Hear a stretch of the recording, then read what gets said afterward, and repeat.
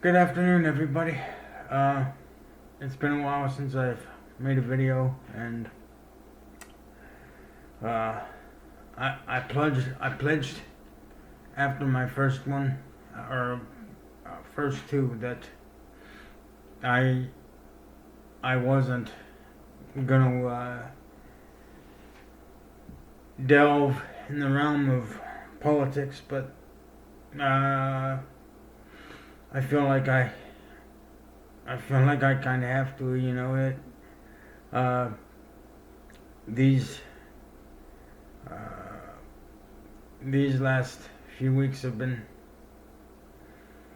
chaotic, to say the least, with Trump specifically. And before I get started, look, I'm not really enthused with any of the candidates we're dealing with here. Uh, Kamala Harris, you know, I certainly have my issues with her. I think she's way too liberal on a lot of things.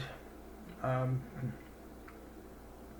and under normal circumstances, I probably, looking at this from an independent view, that I try to look at things from, because quite frankly that's what I am politically. I'm an independent.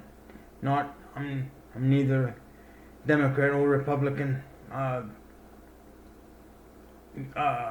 probably would not vote for her under any other circumstances, but being that the candidate she's facing is Donald Trump, for me specifically, it's an easy choice. We're I mean Trump. I can't I can't even put words to how frustrating he I can't even put words to how frustrated I am. I cannot believe that uh, Trump may be elected again. He wants to get rid of Medicare, Social Security. He's going to defund the Department of Education. He's going to go after his political enemies and anybody that dares to disagree with him. I mean, is this what we want in America? You have 80 members of his former cabinet that won't vote for him. They won't support him. What does that tell you? What does that tell you? God, I'm so frustrated. I can't even put my feelings into words.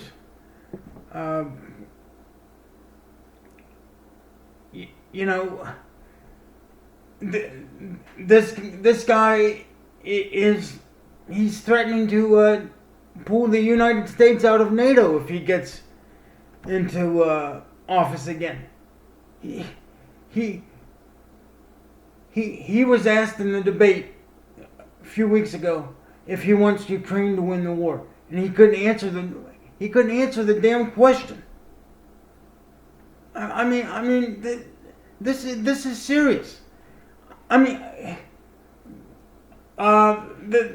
The dictators around the world, they want him to win. They want him to win because he wants to be a part of their club.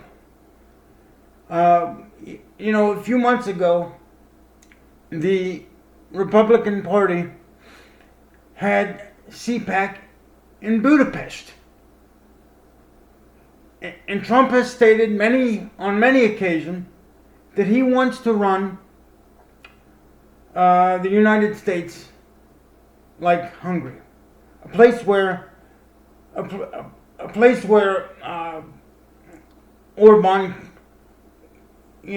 crushes civil rights,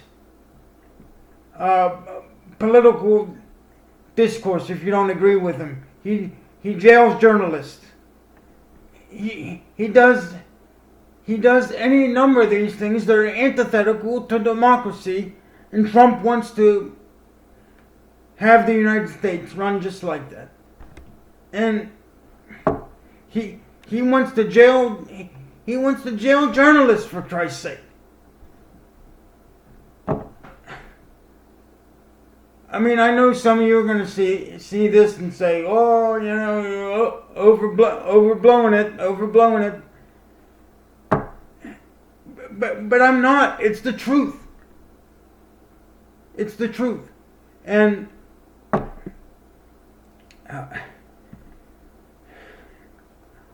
I don't know how the election's so damn close, and people will say, "Oh, the economy was better under Trump. The economy was better under Trump." First of all, that's not even true. There were less jobs created under Trump. Inflation wasn't quite as bad, but that's because when he was in office, the pandemic was just in its infancy stages. And yes, are prices too high? Are gas prices too high? Are groceries too high? Yes, all that. But we need to. I shouldn't say we. People are going to do whatever the hell they want. But I just wish that people cared more about the democracy issue, because nothing else matters if not for that. Nothing. We can't bitch about what other side has, is going to cut taxes, lower prices, all this and that, if we don't have a functioning democracy. And I fear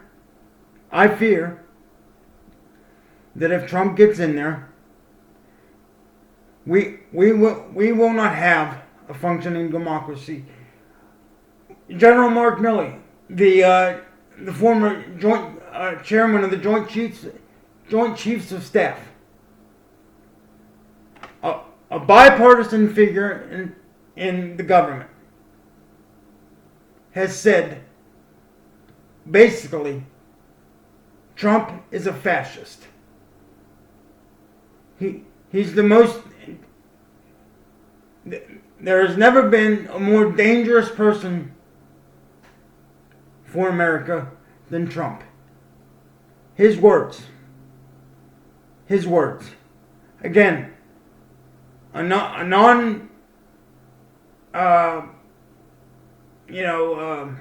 Jesus Christ, I can't think of the fucking word. A nonpartisan figure in the government said this about Trump.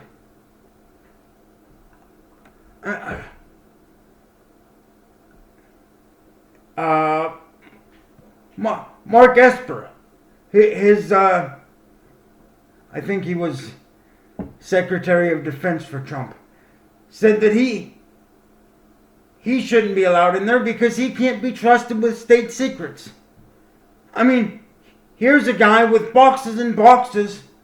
I'm speaking of Trump. Here's a guy with boxes and boxes of classified material down at Mar-a-Lago.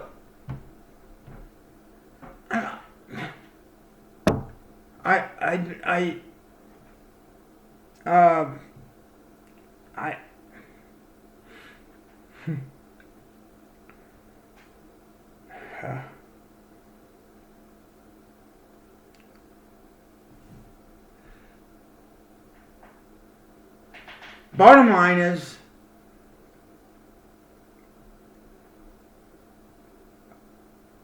a person that is friendly with our biggest enemies around the world, mainly Vladimir Putin.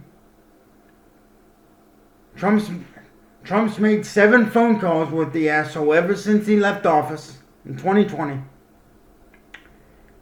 He sent him COVID tests. He sent Putin COVID tests. When other people were struggling to survive and purchase COVID tests, he was sending them to Russia.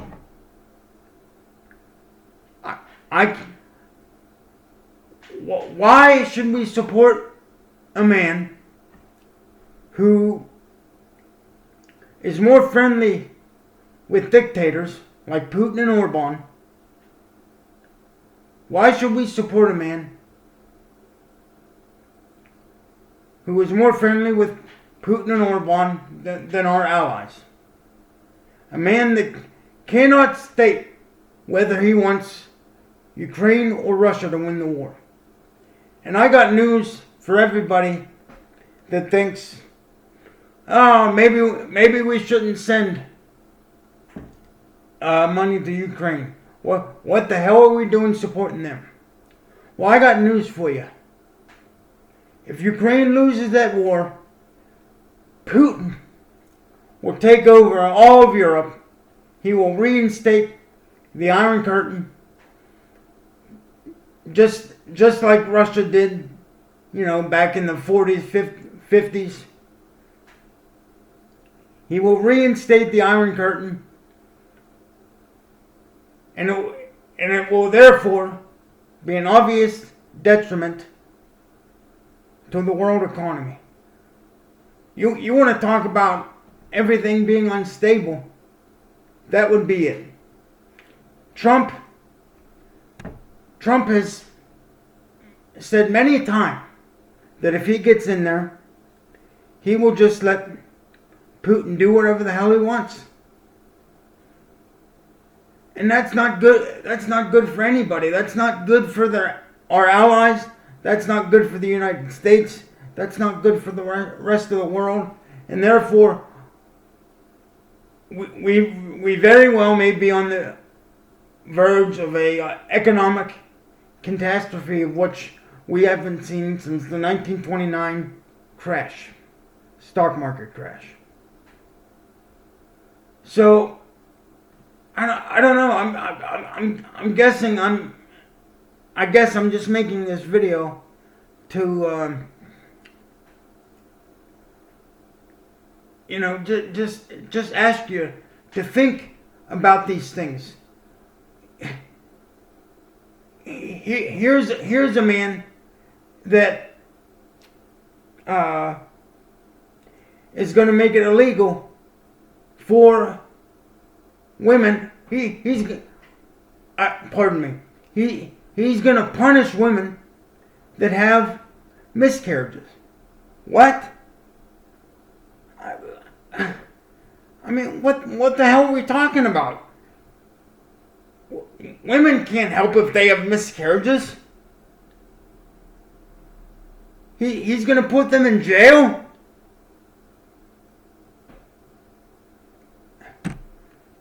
I'm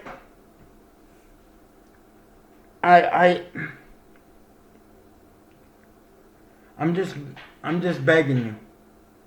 Please, if you see this video, first of all, I'm interested in discussion. If you have differing point of views, that's terrific. I'd love to talk and go back and forth. That's part of what we've lost in America now. We can't talk, and we think one side's the enemy, and that's not true. We're more alike than we are different, and I think we're missing that now. But I just can't understand for the life of me why people will support a man who supports dictators. A man who supports Putin, who kills journalists. Putin killed Alexei Navalny. Why? Because he had the balls to stand up to him and say, what you're doing to the Russian people, starving them, depriving them of just basic human rights. You know what you're doing is wrong. And because Navalny had the balls to stand up for him, to stand up to him rather, Putin had him taken out in a jail cell. And yes, it was reported that, he had nothing to do with it. Bullshit. So, I don't know. I hope somebody listens to this and we can just have a civil discussion. Hope everybody has a great day.